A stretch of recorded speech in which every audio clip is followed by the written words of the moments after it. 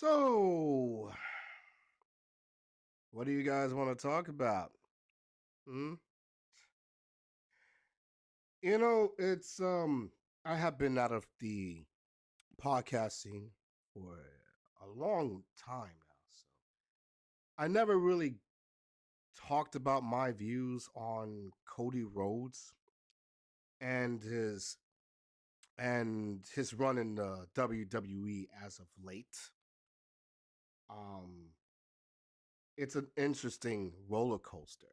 I'll tell you that. And I think I remembered um one of Sammy's vlogs, right? It was like the day before he officially left AEW, where he thanked the fans of the channel, he thanked the wrestlers that he worked with, and then he talks about that, it's going to be a roller coaster ride, and people should, hang on tight. It's going to be crazy. So none of us really expected the ride that was going to be taken upon by Mr. Cody Rhodes himself. And let's timeline this whole scenario, right? So we could get to this situation that we're in right now. So Cody Rhodes started with Legacy, along with what is it, Ted Hart Jr. What the hell else, and Randy Orton. And that was good. They were young, and then he broke out from that, and then he became dashing Cody Rhodes, and then something happened to his face, and then he had to wear this mask, and then he had this whole thing in which all the fans would have to wear bags over their heads because they were so ugly. And then some time came about, and he became Mr. Cody Rhodes, IC champion, and then after that, he turned into Stardust, basically not setting the world on fire, not setting the WWE on fire. The fans don't really give two shits about him back in the day. He leaves the WWE, makes a stint into New Japan, befriends the Young Bucks. I mean, before that, he went into Impact, and then to New Japan, and then to ROH. Befriended the Young Bucks and Omega. Got partnered into the Bullet Club. Went into a whole thing on BTE, on being the elites. All right. And all of them, Cody, Bucks, Omega, Heyman, they all established, created Owen, the first original Owen, befriended Tony Khan. Tony Khan loved it so much, gave him a shitload of money, and that's helped founded AEW. And then during that time, he went to a feud with Chris Jericho. He made the dumbest decision that any guy would make, but I can understand it at the time since he was, he's a VP, he's a CEO of this company. That if I lose to Chris Jericho, I could never fight for the AEW championship ever again. And as a Rhodes, he was a man of his word. And that what started the downward spiral for him. He literally had to create a brand new belt just so he could say that he at least held a championship in AEW in the form of the TNT title, to which, as of this day, hasn't been the best in terms of greatness. The only two people, no, let me scratch that. The only three people who I know has held that title up high for so long with such prestige, okay, maybe four I can think of, is Cody Rhodes, Brody Lee, Miro, and Darby Allin. Everyone else after that is just blah. Am I right?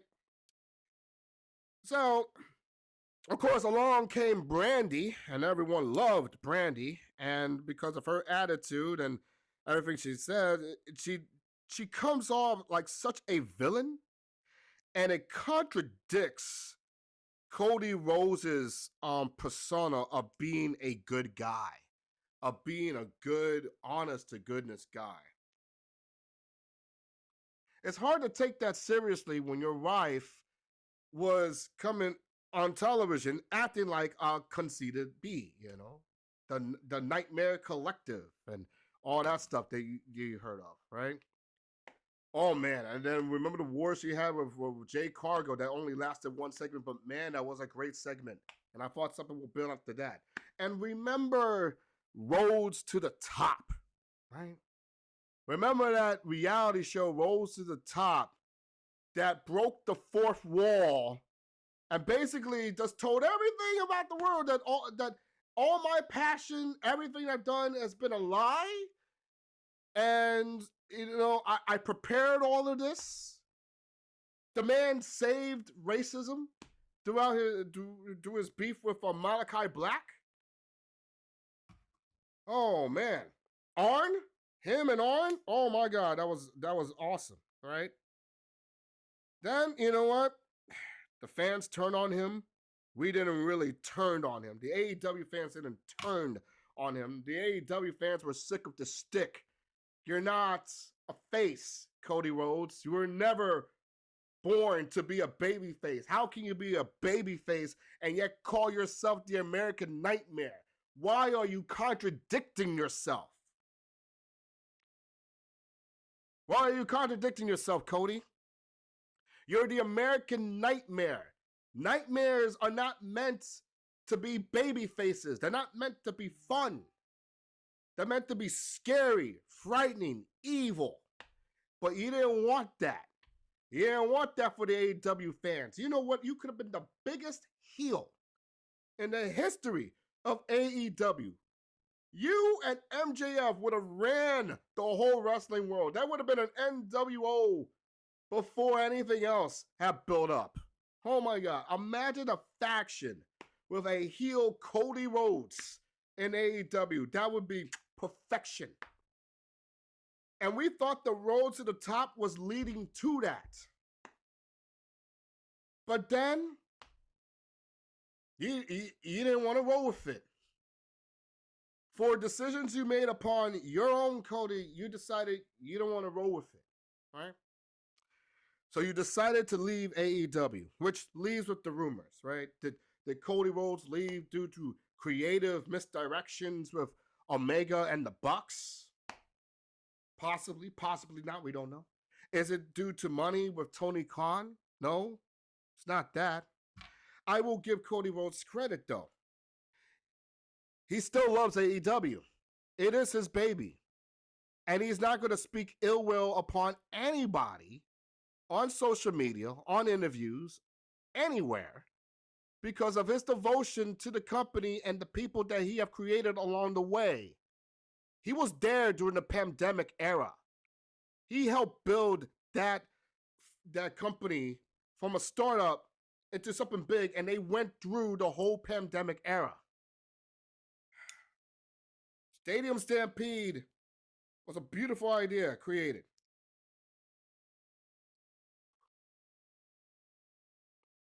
And then he decided, you know what? I'm going to go to the WWE. And that's exactly what he did. And boy, oh boy, he made an impact. He showed up at WrestleMania with the American Nightmare theme song, Kingdom by Downstreet. Got the crowd going, whoa!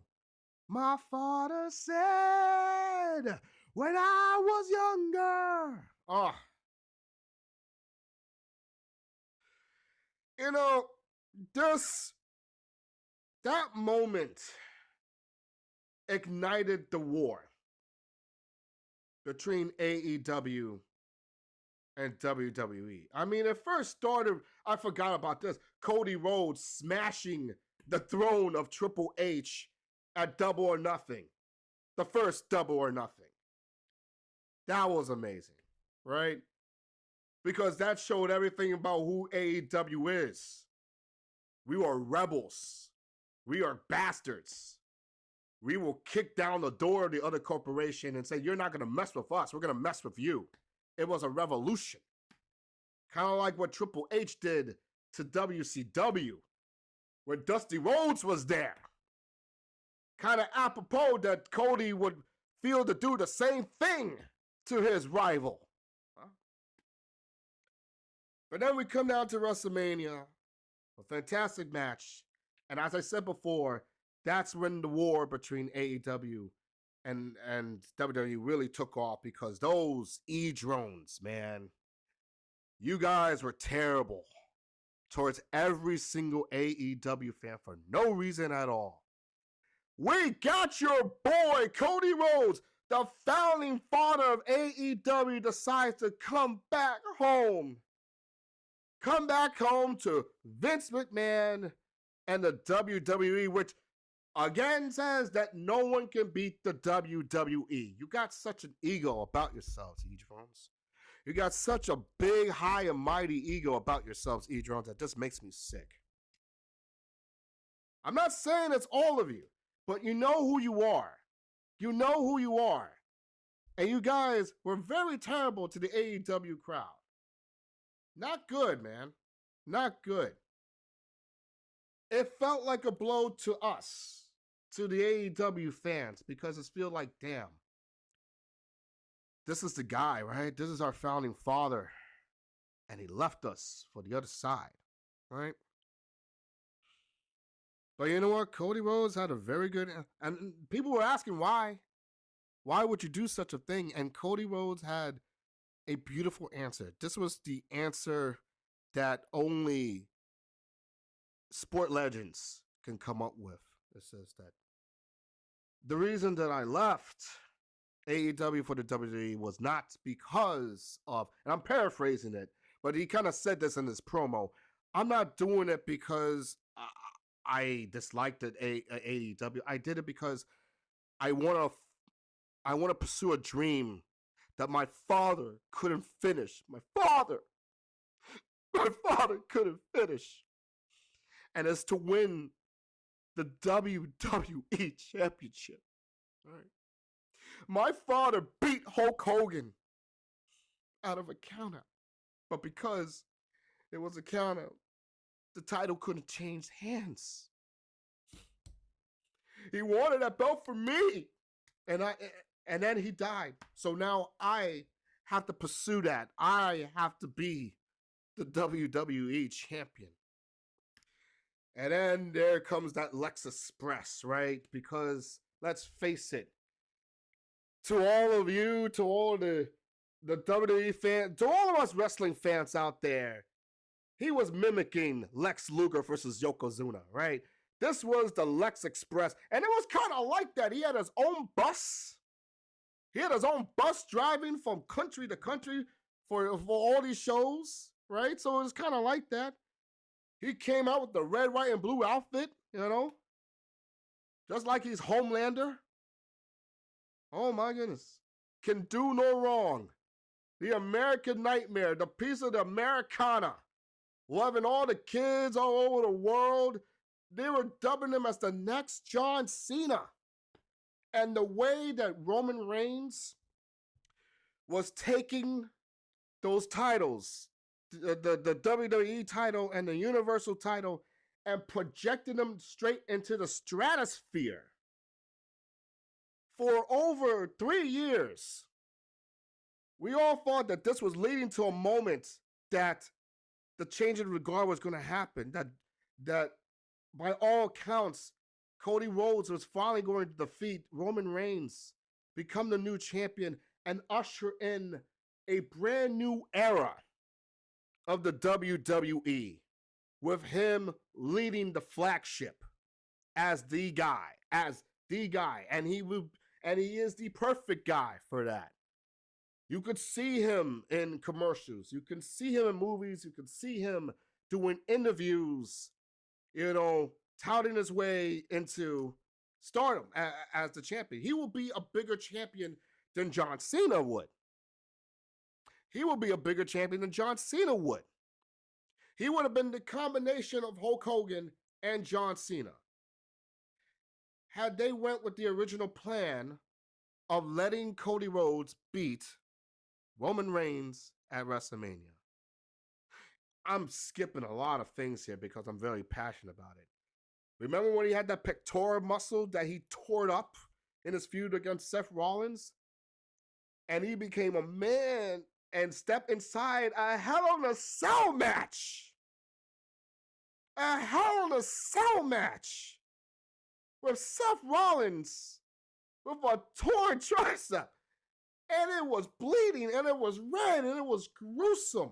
Holy shit. You know, the last time people were in shock in seeing someone's appearance in a WWE ring, I believe was when The Undertaker was facing Triple H. I forgot. I believe it was WrestleMania 27. And he shaved his iconic hair completely off, and it was shaved bald, and the people were like, oh my God. To them, it was like that, even worse, because this was a real life scenario, man. And it's like, you should not be wrestling in your condition. No shit. Anyone should be wrestling in their condition. But this is Cody Rhodes we're talking about here, man. This is the man who got whooped 10 times with a belt.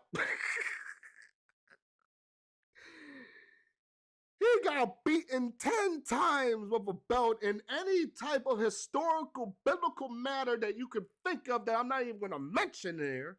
But you have imagination, so you can connect the dots, brother. But he took 10 lashings in the back by MJF. The man went to the top of a steel cage, the first ever steel cage in AEW history, against Wardlow, and did a moonsault off the top of the cage into the ground, breaking his toe. Breaking his toe. I think he wrestled the next day. CM Punk broke his toe. Was his toe or his foot? Either way. But then he was out for like 5 months.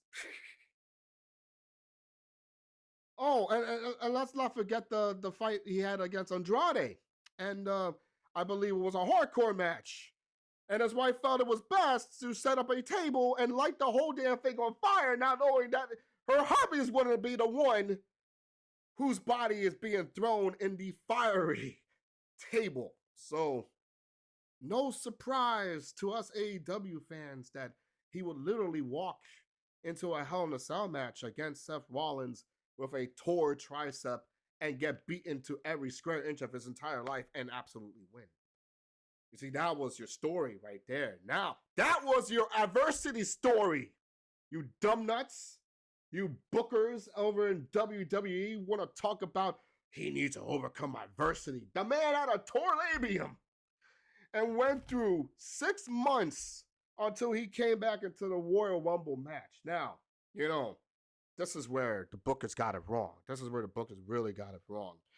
Cody Rhodes should have never been number 30. Cody Rhodes should have never been number 30 in the Royal Rumble. He should have been number 1. He should have been number 1. Or, you know what? He should have been number 2. Because I highly doubt that there were any number 2 participants in the Royal Rumble who lasted all 30 men and won a trip to WrestleMania. No. They have been number 1s. They've never been a number 2. And that could have been Cody's shot. See, damn, I'm doing booking, folks. I'm doing real booking here. And he would have overcame all 30 guys to earn a shot at Roman Reigns at WrestleMania. And that would have been the perfect story there.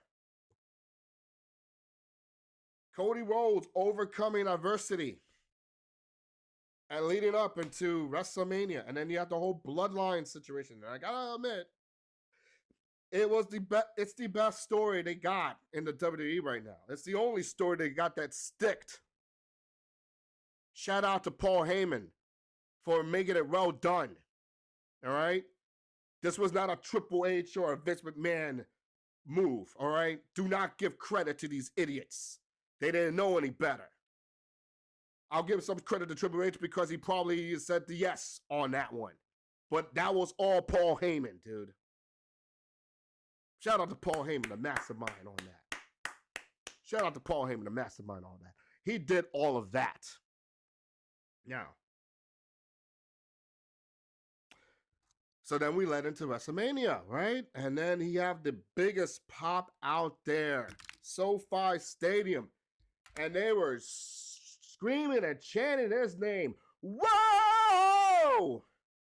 You know, E-drones, WWE fans were waiting for an opportunity for them to start doing their own chants because we all know it's been manufactured by Chris Jericho's Judas and AEW. All right? You hated when the crowd was singing, Judas in my mind. You missed that. You absolutely missed that. So now, not only you got it with Cody, you now have it with Seth with the whoa, whoa, whoa, whoa. Yeah, you got that on that. So there you go.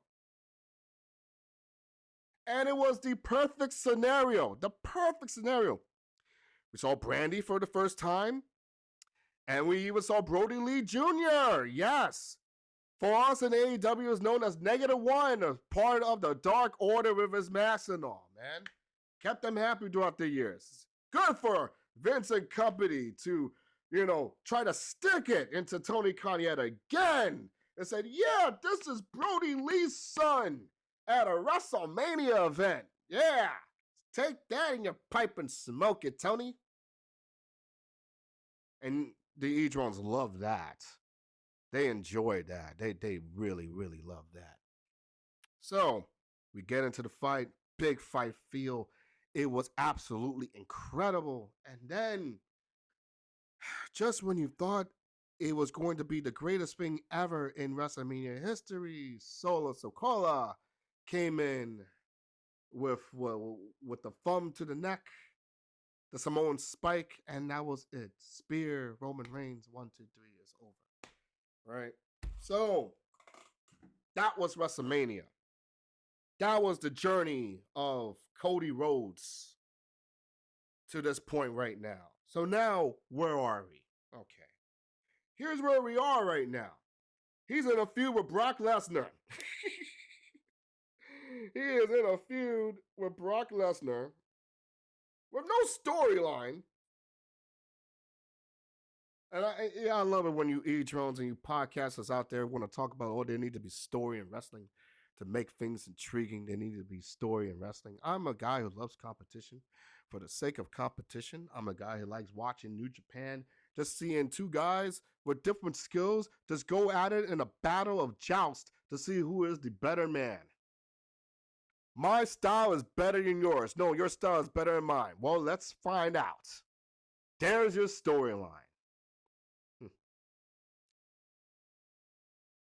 But I digress. That's another tale for next time. But I digress. He's fighting against Brock Lesnar. And then he beats Brock Lesnar into some type of move. And the E-drones were so upset that a couple of guys who were doing the watch along on it on Bleacher Report Live was talking to the chatters, the people in the chat, and then the move happened, and it was like, what? It happened? What? You gotta be kidding me? That's it? That's all it? All that build up for that? That's it? Meanwhile, the E-Jordan said, how dare you? How dare you miss something important like that? How dare you miss something amazing like that? You know why? Because Bleacher Report is with AEW. Yeah, they don't give out the best information. They'll do anything to bash the WWE. Yeah, they're a bunch of AEW bullshitters. Yeah, blah, blah, blah. This is coming from your minds, from your opinions that I read on social media. And my God, they were disgusting, A lot of us AEW fans had no idea this was even existing. We just saw this and I'm like, okay. We took it that, you know what? It's a Vince McMahon promotion, right? It wasn't run by Triple H. The finish wasn't intriguing enough. He didn't grab us enough to invest on the finish. You guys were kind of forcing it. The Puerto Rican crowd wasn't into that match. And the Puerto Rican crowd was the hottest freaking crowd of all of WWE. Oh my God. Backlash was perfection for the Boricua, all right? Shout out to all the Boricuas out there. You lit it up, all right? You made it look hot. That is what a wrestling crowd looks like. A wrestling crowd in Mobile, Alabama has no idea to be that hot compared to the Puerto Rican crowd. So shout out to you. Shout out to the PRs out there, the Bronx Weekends out there. Shout out to y'all guys. You made that hot. They were hot for the entire night. They were hot for Selena Vega. They were hot for Baboni. they were hot for the LWO. They were hot for Carlito. They were hot for Xavier Omega. They were hot for all that, but they were never hot for Cody versus Brock Lesnar, because after all that, that main event took the air out of the whole entire arena for the first time that night. Terrible. Terrible. But this is Cody Rhodes' overcoming adversity story. Meanwhile, they have created the World Heavyweight Championship, right? That's supposed to be a Raw exclusive because Roman Reigns have taken both the Universal and WWE titles hostage, right? Now it's becoming like the secondary title. Like, we don't even care about this shit anymore. And you want to make it Raw exclusive, but now SmackDown guys are fighting for it? Really? This is making sense to you? And Cody Rhodes is still in a story with freaking Brock Lesnar. Adversity story. So now what? So now what? Right?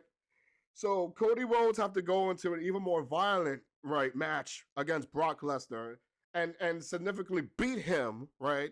Which will get him to Money in the Bank, right? And he's supposed to win Money in the Bank in Mario, England, by the way, which honestly, it's going to be a great crowd. It's going to be a fun crowd, but it's going to be the appetizer to the main course, which is All In. Take that in your pipe and suck it, WWE. But the fact of the matter is, you're going to go all the way to Money in the Bank, win that, and then go to SummerSlam and face Roman Reigns once and for all to see that you can finally do it, that you can be the undisputed champion. But here's the thing right now. There are rumors going around in this world of ours that they are considering Bad Bunny to be Roman Reigns' opponent at SummerSlam. I'm hearing rumors, right? I'm hearing rumors about it. And I'm going to be talking about that in a bit. I'm trying to see if I can actually find this article.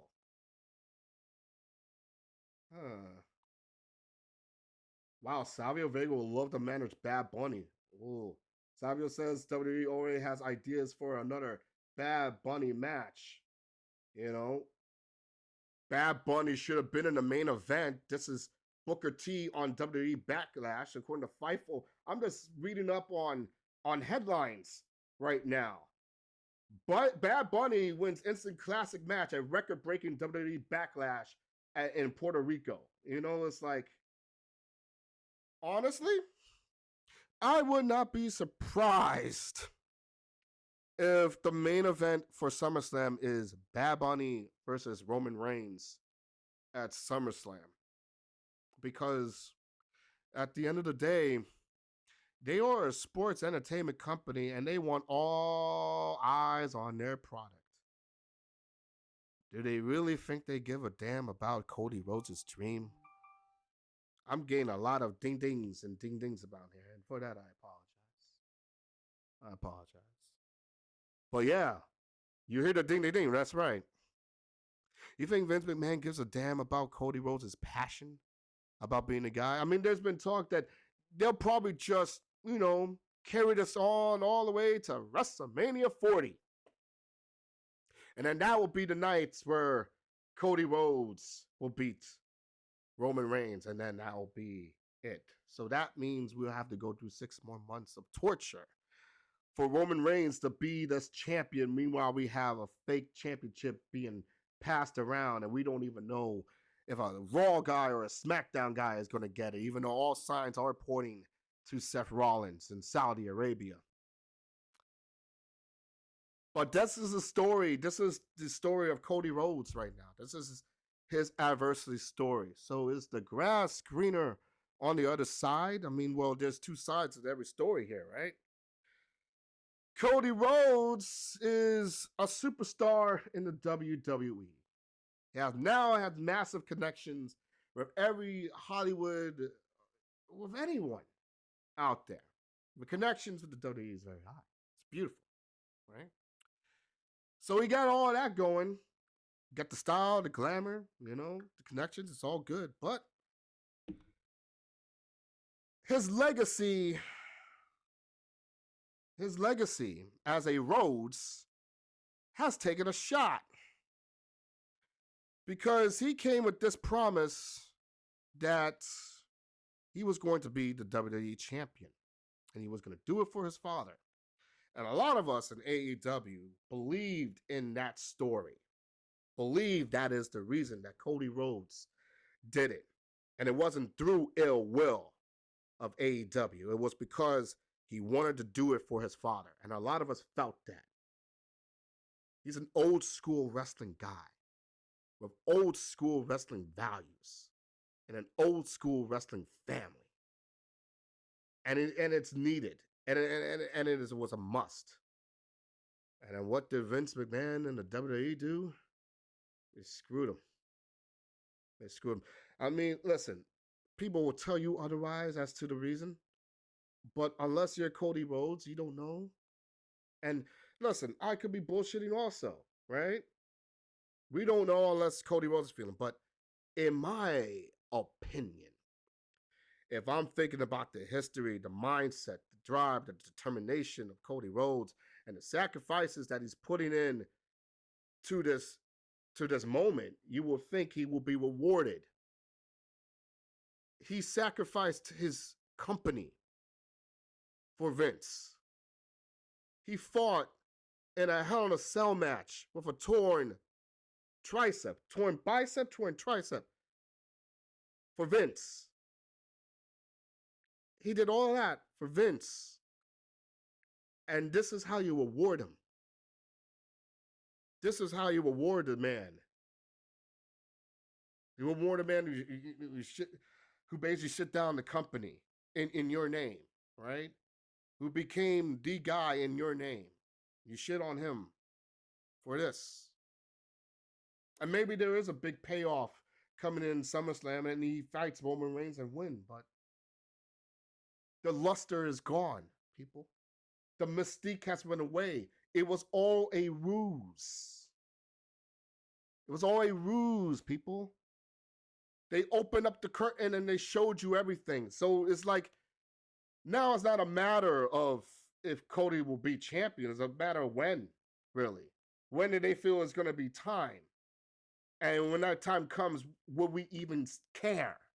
Would we even still care? And what would that mean on the mindset of Cody Rhodes as well, from a wrestling perspective?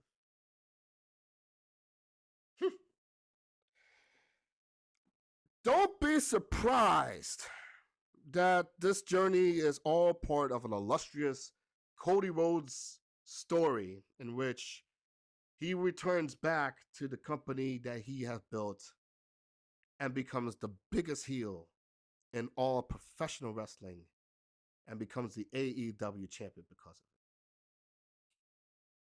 it. And he wins the show. And how big would that be of a future clash between Cody Rhodes and CM Punk would be in the grand scheme of things? That's something you got to think of. Stay tuned. Now, if you like that, like and subscribe to the channel. Let me know your thoughts, your feelings about what I just said. Is it bullshit? Am I talking out of my ass? I want to hear your comments, people. All right? And share it with the rest of the world. Let them know that the podcast is up and running. All right? Until next time, this is Bainbridge Omega signing off. I'll see you later.